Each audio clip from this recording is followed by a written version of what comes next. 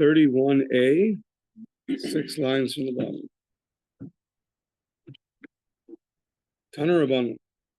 The Brisa states, Barishona originally, Hayomrim Yain Shel Ein Kushi. We have a whole list of cities now that if you live nearby them, you had to be worried that the wine was used for idolatry. So Yain Shel Ein Kushi, so the wine of the city of Ein Kushi, which was a regular city, it was where the Kutim lived. So the wine from there is prohibited not because of the Kutim, but rather because Mipnei Biras Srika. That was a city where there were idol worshippers, which is right near the other city. So it was too close. So we were worried about the wine from the Kutim city also. Vishel Birkasa Aser Mipnei Kvar Parsoi.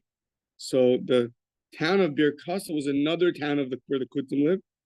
The wine was prohibited because of the Kvar Parsoi, because of the village, this village where idol worshippers live. Vishel Zigdor Aser Mipnei Kvar Shlim. And Zigdor is the third city where the Kutim lived. And the wine from there is also prohibited because of the neighboring city where the idol worshippers lived, called Kvar Shlim. That was original. That was Barishona. Now, Chazru Lomar, then they went back and they said, Chavios psuchos asuros. Open bottles are prohibited. Stumos mutaris. The closed bottles are permitted. Open are prohibited, and closed ones are permitted. So says the Gemara, Mi'ikara ma'i savar ula besof ma'i savar. What did they think originally, and what did they think afterwards, subsequently? So Meikara savar, originally they thought ein kuti makpid al naga obek kuchavim. They thought that a kuti was not makpid, he wasn't stringent about letting an idol worshiper touch the bottles of wine, and therefore, since a kuti is not makpid on it, then therefore it's prohibited for us to use. It was touched by an idol worshiper, and we didn't care loshna psuchos but loshna stumos. We didn't care if it was open or closed. At the end of the day, we were worried that he let an idol worshiper touch it, and therefore it's going to be prohibited. So that was all Barishona. Ula besof savar. What about at the end? Ula besof savar kilei kapit apsuchos astumos mikbar kapit. So then we realized, we said that the kutim, they actually are stringent about the closed bottles. Just the open bottles, they were not stringent about. Therefore, if the bottle's open, it's going to be prohibited. If the bottle's closed, it's going to be permitted. Says the Gemara, is that really true that a closed bottle is going to be permitted? The stumos mutaros v'ramini, we have a price on the next page that says, Hasholech chavis yain, Hasholech chavis shel yain, biyad kuti, you send a bottle of wine in the hand of a kuti. So that's one case. Now, v'shel tzir v'shel muria, two different kinds of fish products. One is fish brine, and one is fish oil. So let's say those are also in the hands of the kuti. So if you would send a barrel of wine, or the fish brine, or the fish oil, biyad obek l'chavim, whether it's in the hand of the wine being in the hand of the kuti, or the fish brine, the fish oil in the hand of the idol worshiper. So im makir chosmo v'sasmo mutter. If you recognize the seal, it's closed and it's sealed, and you recognize the seal, then it's permitted. But im lav aser. But if you don't recognize the seal, just because it's closed, it's still going to be prohibited. So you see, being closed is not the make it or break it over here. It depends if you recognize the seal or not. Only if you recognize the seal and it's closed, then we say that it's going to be permitted. Now, the fish brine and fish oil, what are the concerns over here with fish brine and fish oil? So the fish brine, we're not worried that the idol worshiper took out fish brine and swapped it with wine, because wine is much more expensive than fish brine. But we are worried that he put some non-kosher fish brine. in there, and he swapped it from with kosher brine to a non-kosher brine. So that's a concern. Fish oil, though, is somewhat expensive, and therefore by fish oil we are concerned that he switched it with wine, with his own wine, and took the fish oil for himself. So those are the different concerns. Yeah. Okay. Now, exactly what kind of seal is also interesting. So, as long as you recognize the seal, some say the seal has to be something which it has to be a seal that it's noticeable that it was broken into. So different opinions of what kind of seal are we talking about, that you know that nothing was swapped. Yeah. So that's the question now.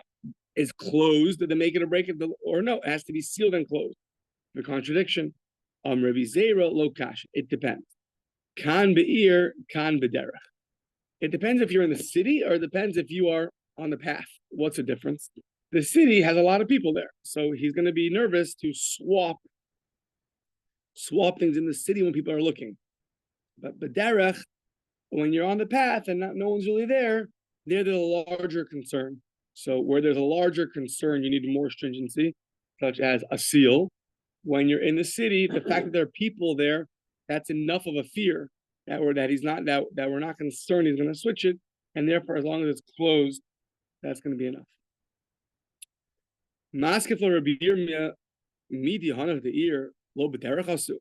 I don't understand. How can you differentiate between a city and the path, the traveling path? To get to the city, you have to go through the traveling path, and you have to go through the highway to get off the exit. So therefore, you're always going on the path and getting to the city. And going on the path, when you're on the path and there aren't that many people there, there should be always a concern that he might have swapped it, even though now he's in the city, but originally he wasn't in the city. So that's not a good distinction to answer our contradiction. Rather, Ella, Amr Yirmiyah, Bein Hagitos Shaninu. Kaven de Kuli Alma Apchi Mirtas. When you're in the vat with all the barrels, there are many people that are there. And since there are many people that are there, we're not worried that he's going to go and swap the fish brine for non-kosher fish brine, the fish oil for wine. So there, as long as the bottle's closed, we're good to go. However, if you're not in the area like the vat where everyone is, therefore his fear is not as much, and therefore you're going to need more. It's going to have to be closed and sealed. Amar hashta ichazili mafsiduli. He says, when I'm with everybody, if they see me now, so I'm going to cause a loss. So therefore, I'm not going to swap the fish brine, the fish oil. It'll cause a loss, and therefore he's not going to want to do that. Okay. Interesting question. All of a sudden, how come they prohibited the beer of idol worshippers? Now, where do we find them prohibiting beer of idol worshippers? So Tosafos says a one-liner. We don't find in the Mishnah that they prohibited it. We don't find in a Brisa that they prohibited the beer of idol worshippers. So maybe it's in the time of the Amoraim later on that they prohibited it. It's interesting. The Gemara just asks, why is it prohibited? So who said it was prohibited?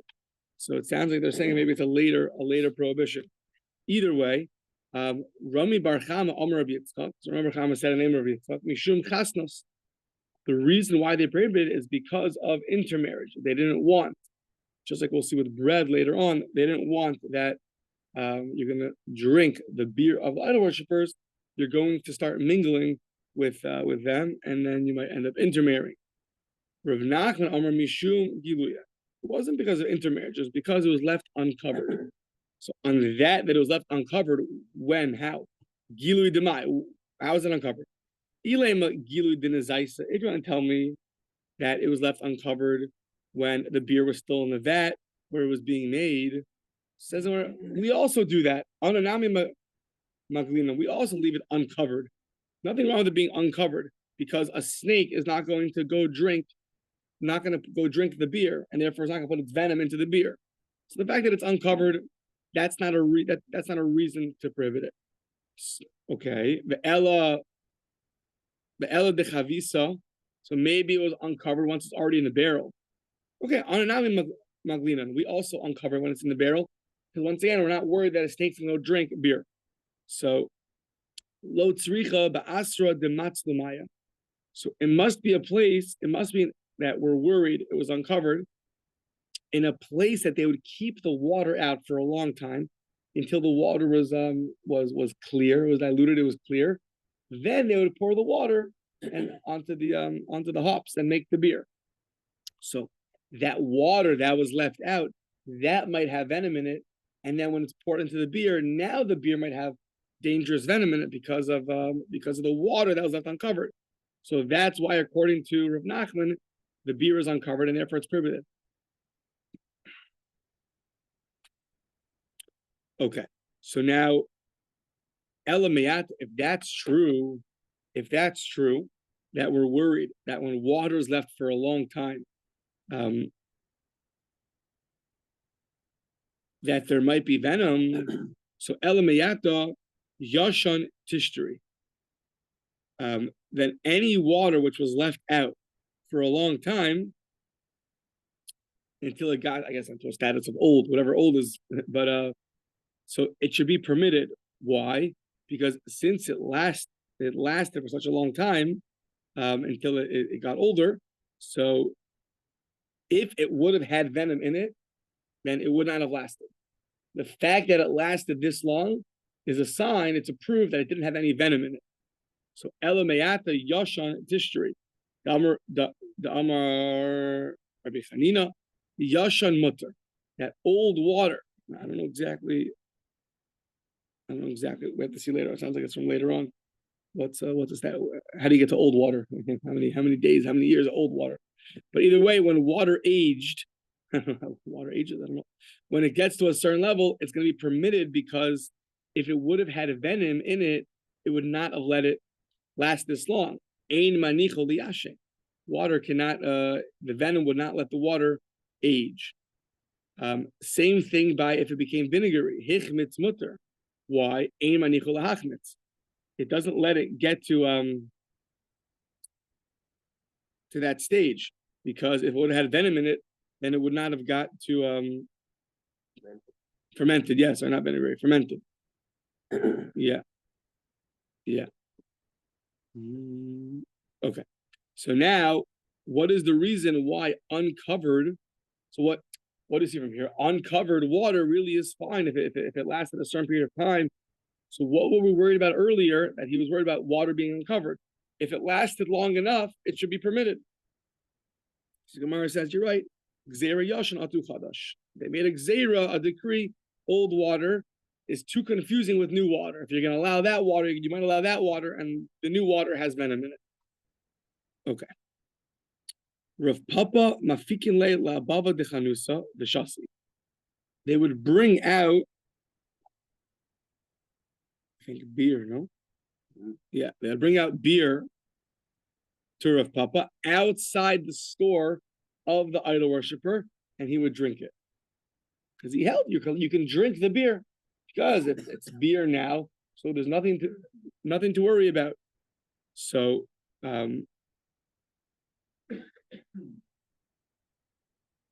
yeah, I mean, even though I guess we just said that the beer of the idol worshiper is prohibited. I guess he argues. Yeah, I guess they argue. Okay, so he would drink it outside the store, not in the store, but outside the store. Rav Achai would drink it outside the store. He would drink it in his house. So he also permitted drinking the beer of the idol worshiper, but he wouldn't do it outside the store. He would do it inside his house. The travayu mishum chasnos. They both hold that the reason why the beer of the idol worshiper is prohibited is because of mingling. So that's why they didn't do it on the premises. They didn't do it inside. They didn't go into the bar and drink it. Rav Papa drank it outside the bar, and Rav Achai drank it inside his house. Rav Achai did an extra stringency of going to his house and drinking it. But really, it sounds like, according to them, as long as you don't drink it together with them, then that's going to be permitted. Or maybe even go inside and buy it. They brought it out to them. Rav Shua Bar Bisna Ikli le Margavon. Rav Shua Bar Bisna, he went to a place called Margavon, where there were Jews that were suspect for idol worship. They brought him wine. He wouldn't drink it because they were worried that it was used for idols. They brought him the beer. He also wouldn't drink it. So now, I understand wine because there's a suspicion that maybe the wine was touched by the non-Jews, used for idol worship. That I understand. But Shechra Mishumai, what are you worried about? It's a place where there are Jews. They might have used their wine for idols, but why not the beer? That's Mishumai Mishum Shimta the Shimta. It's a suspicion that that sounds like Rashi says there's like a decree. Beer was a decreed because you might come to wine. So meaning sounds like even though the real concern is wine, but they made a decree here like don't drink anything from here, not beer, not wine, because we're worried that maybe you'll come to drink the wine and the wine might be really prohibited. Yeah. Amr of Hai Shichra da Arma Shari. The beer of the Arameans is mutter, is permitted. However, my son shouldn't drink it. My son Chia shouldn't drink it. So which one is it? If it's permitted, he should drink it. If it's prohibited, everyone should not drink it. So manavshach, which way? How does it make any sense? So yeah, manavshach ish shari. If it's permitted, l'kuli alma shari. Then for everyone it's permitted, and he also l'kuli alma aser. If it's prohibited for everybody. Ella Rav Savar Mishum Gilu. Really, Rav held it's because we're worried that if it was left open. The Azil Merura Dikshusa, the Kollel Zihare. So really he's worried.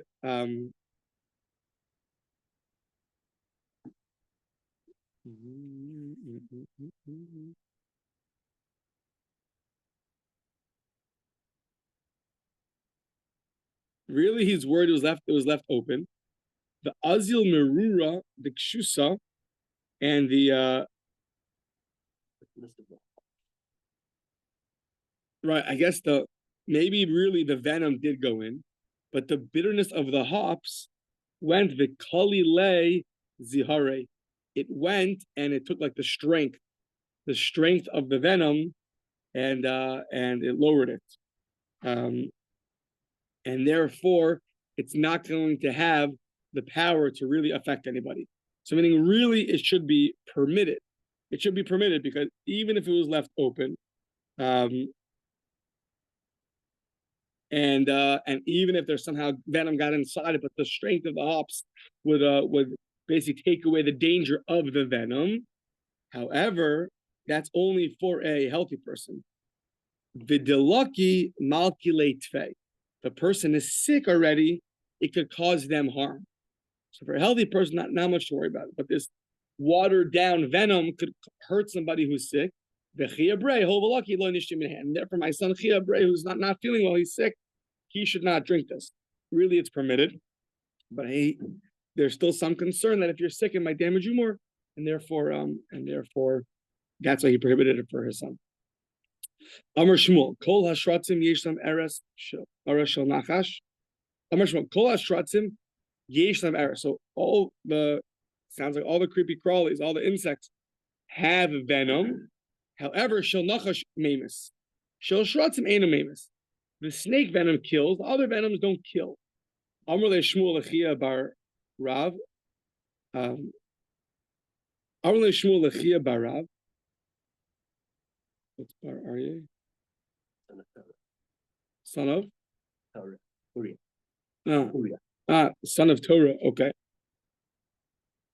What? It's like a nickname. It's like his nickname. Okay. Yeah, because putting Rav. Okay. Bar Uriah, yeah. Okay. Bar Uriah, fine. L'chia Bar Rav Bar Uriah. So he said, "Come and hear. Tava Emalach. I'll tell you something."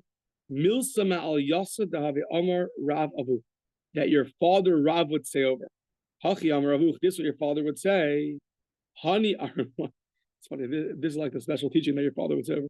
Hani Aramai Zuknai, the very bloated, fat, heavy Arameans, Dave Shasu, Giluya below Mesu. They would drink Giluya, water, beer, uncovered liquids, below Mesu, and they wouldn't die. Sounds like even if there was venom there, they wouldn't die. Aidi the Achli Shkatzim Viramasim Chabel Gufayu. Since they would eat insects, their body was already some level of sickness, some level of heat, and therefore somehow the venom wouldn't kill them. I guess once your body's already so messed up from the other ones, then the venom is not going to kill you. I don't know exactly. Yeah. What's so great about this teaching? That we see that the snake doesn't kill everybody. I don't know. Yeah. Amr of Yosef, Hayichala de Shichra Darama Asr. Says Rav Yosef, Hayichala de Shichra, the hops, the vinegar of the beer, no? Yeah, vinegar. What's beer vinegar? I suppose it's maybe spoiled beer. Oh, spoiled beer. Hayichala de Shichra Darama Asr. The vinegar of the beer when it got a little spoiled, I guess. So that's going to be prohibited. However, why? The ma'arvi be durdaya, the yain nesek. Sounds like they put in sediment of wine into it, and therefore that sediment, we're worried, is yain nesek. It comes from the wine that was used for idols, and therefore it's prohibited. Amar of Ashi ume otzer shari. However, the beer that comes from the otzer, from the storage area, so that is going to be permitted. Why? Kavan de ma'arvi be misra sari. Because if you would have put in the wine, it would have made it spoil much faster. The fact that this is in a long-term storage area is a reason why it should be permitted. And therefore, if it lasted this long and it's been stored away, so there's no concern that there's any wine sediment there, and therefore it's going to be permitted. Okay. Now, the Mishnah, this long Mishnah that we had, listed a number of things that were prohibited. So one of them was the Hadrian. Yeah, the earthenware, the Hadrian earthenware. Yeah. Okay, somewhere. Yeah. So, oh, here we go. Yeah. So the Cheres Hadrani, this Hadrian earthenware, is something which our Mishnah said is prohibited. Not only prohibited for consumption, but prohibited from any benefit. So what's wrong with these Hadrian earthenwares? So Maya Hadrani, what are these? Amr B'Yehuda Amar Shmuel, Cheres Shel Hadranus. It's the earthenware of Hadrian, Caesar, the Caesar. It's his the earthenware of sounds like of his kingdom. So when they would go out to war, they would take them with them, and they would use them, as we'll see very soon. He also Rav Dimi Amar, when Rav Dimi came, he said the following: Karka besula haisa, shelo avda adam me'olam. The ground was besula haisa, basically unused. It was a virgin land, meaning it wasn't used for idol worship. So avda adam me'olam. So what would they do? Avda venata. They would go and they would work the land. They would plant, and then virami le lechamra begulfe chiyure umaitzi, and they would go take the wine and put it into new earthenware vessels that would absorb a lot of the wine. Umaitzi lehu lechamrayu. Then they would take the earthenware vessels after the wine's been inside of them and it's been absorbed in the earthenware. Apparently, earthenware absorbs much more. They would go and break. They would break them into pieces. Vidaru behadayu, and they would carry them with them when they went out to war, to battles, conquerors. The kol heicha dematu, wherever they would get to, tarulahu v'shasu, they would take the earthenware vessel, soak it, and it sounds like then the taste of the wine would come back, and they would have like a wine flavored drink. So these are the Hadrian earthenware vessels. Rabbi Yeshua ben Levi, the Rishon Shalanu, our like top wine is Kishlishi Shalahen, is like wine that came from the third time they would soak this vessel. Yeah, that's our best wine, was basically that what they would taste like after the third time soaking it. Okay, now Ibailahu, we have a question. Ma'u lismoch behen kariyamita. So apparently we're going to see later in a month from now that biblically we have to destroy the idols, but rabbinically there's a prohibition to keep them around.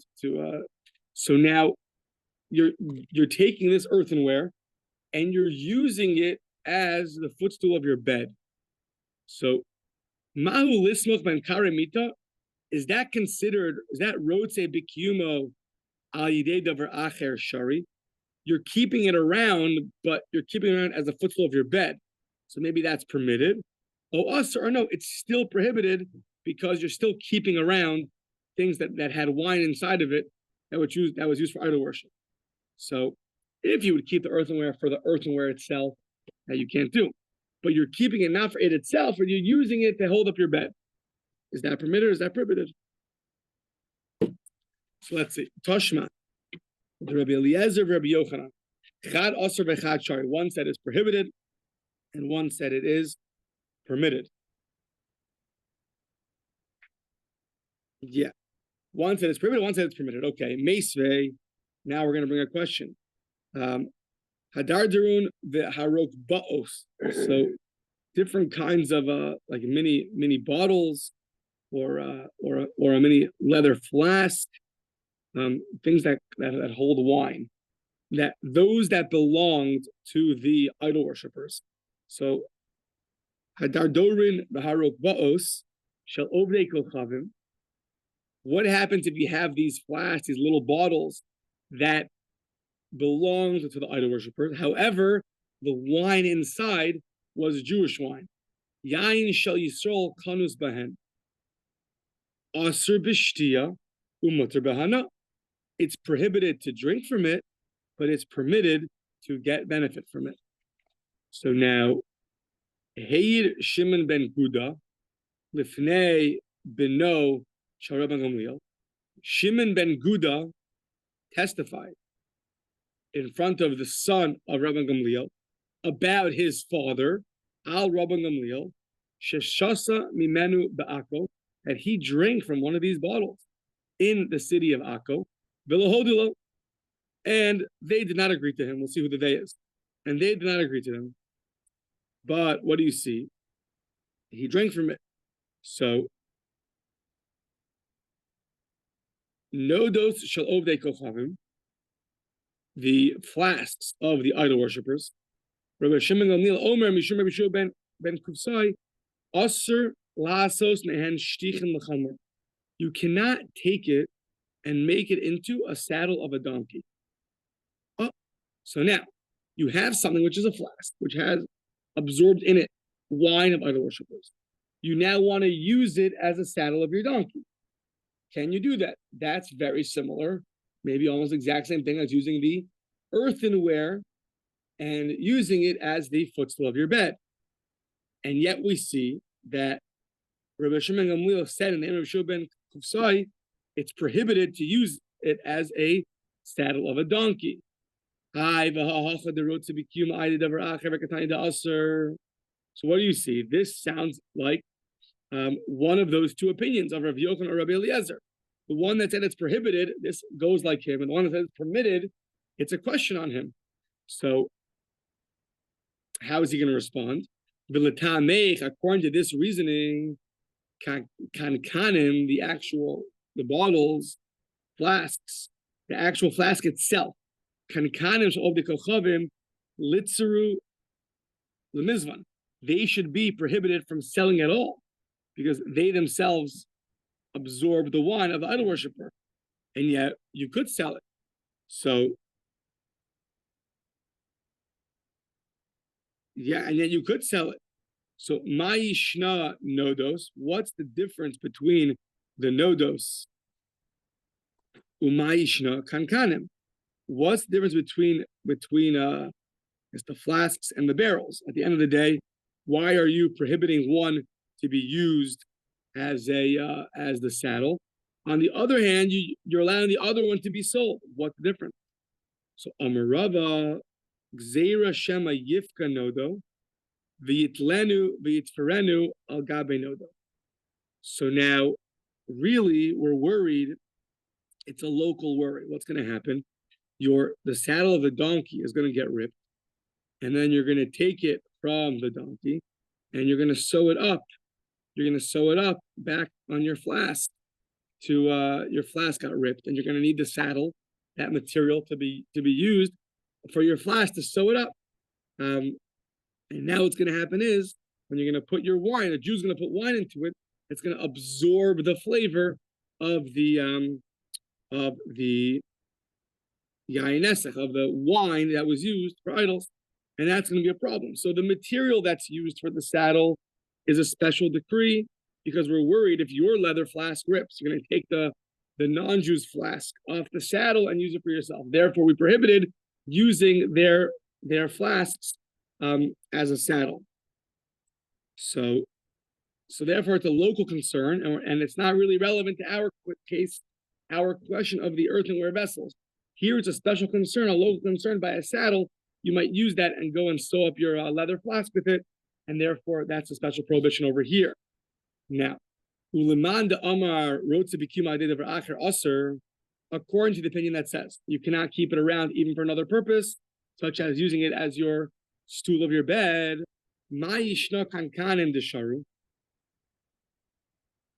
what's the difference between that and kankanim and different flasks that we allowed? We allowed you to sell it. They should be prohibited. What's the difference?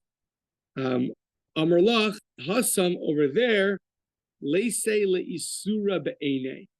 Hacha ise leisura be'ene. There, when you're selling the regular flask, it sounds like the difference is it's not so substantial. That amount of wine that's absorbed is not so substantial.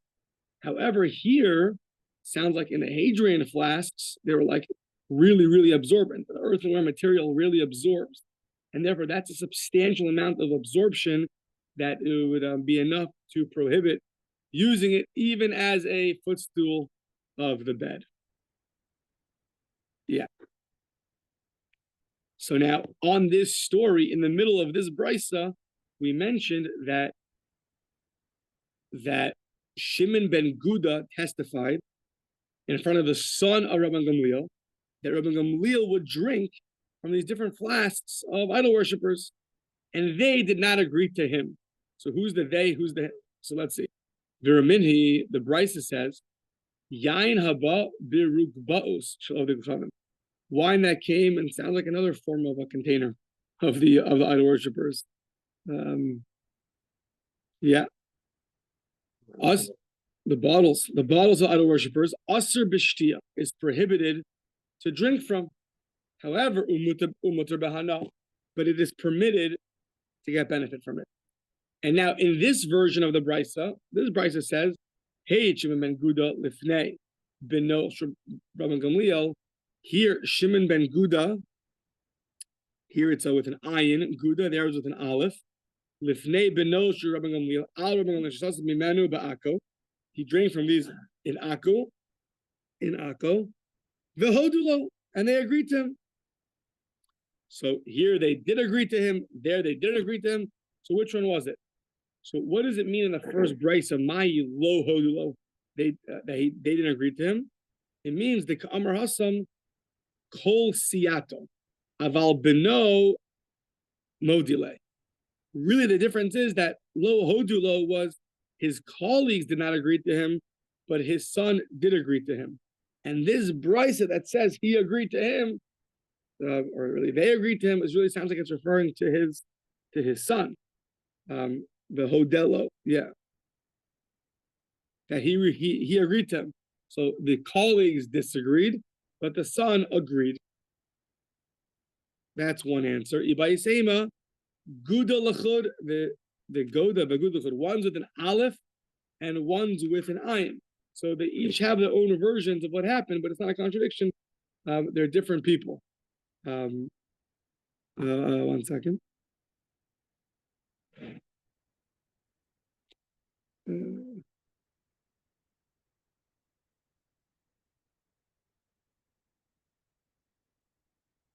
Rashi seems to explain to one of these people. 1 second.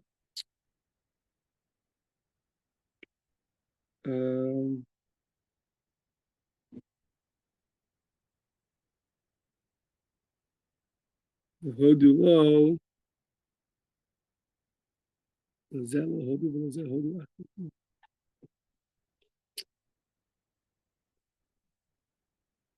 Sounds like the different people. So at one point, to one of them, they showed that they agree, and to the other one, they showed that afterwards they showed that they don't agree.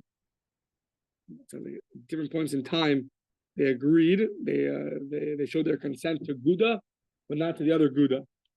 Okay. Okay. So the Oros Levuven, another item in that Mishnah, was the skin by the heart. They would tear out while the animal was alive, corresponding to the heart. They would tear out they would tear out the heart and they would use it, and that's prohibited. So now the Oros Levuven, the skin corresponding to the heart. Tana Rabbanan, Eza or Levuv, which is the skin? How do you know? What are the signs that you know this is prohibited? So Eza or Levuv, Kol Shekruah Keneged Alev, any tear which is corresponding to the heart of the animal. The Kader Kimin Aruba, and it's like the incision is like an aruba, it's round. I guess it's round. It's round. So Yesh Alav Kore Dam Aser. We have a qualification. It has to have some kind of dry blood. Then you know that they took it out. So that's that. Next page. Ain Alav Kore Dam Mutar. Doesn't have a dry blood there. Then it's going to be permitted. Amr Rav Huna Lo Shanu Ella Shalom Malchu Aval Malchu Aser. That's only if they didn't salt it. But if they salted it, it's still prohibited because the salt will take away the blood. So, okay, so our Mishnah doesn't seem to say that. The Bryce adds this in. So, yeah, Rav Huna. And then we added that it has to have blood. And then Rav Huna said only if it was not salted. So, because Ema Malchu Havarta, because you're going to say that the salt removes the blood, and since the salt removes the blood, there's still a concern that was